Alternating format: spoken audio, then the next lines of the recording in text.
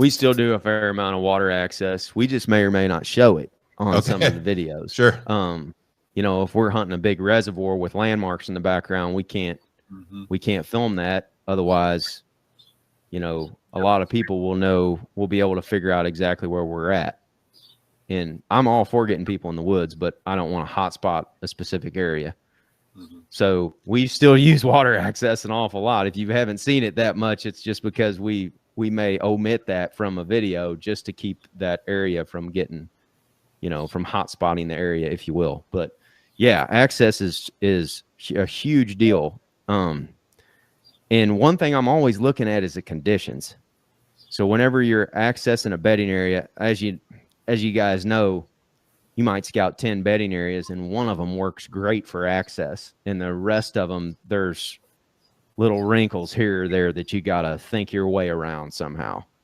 It's like ideal scenario is a dry creek bed that's right next to a bedding area, and you can walk right up that sucker and pop up in a tree and basically shoot into the bedding. You know, then you're out of sight, you're quiet going in. That's perfect, but they don't all work that way, obviously.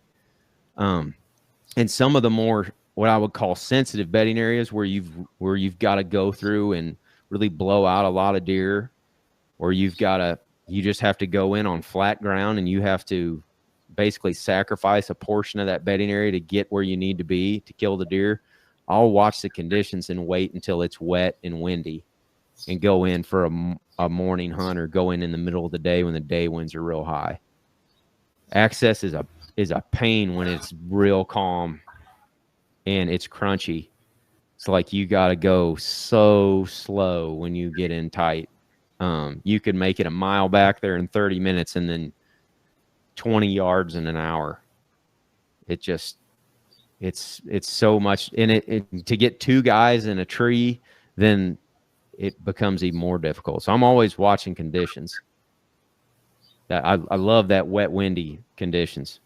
Whether it's, and even if it's early in the season, if it's wet and windy after a thunderstorm or something, we'll go in for a morning hunt and go right into the middle of a sensitive bedding area if we can get away with it. I'm not real worried about the temperature so much, in a cold fronts, warm fronts, whatever.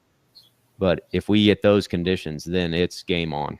We're going in, we're getting in, and we're getting in tight.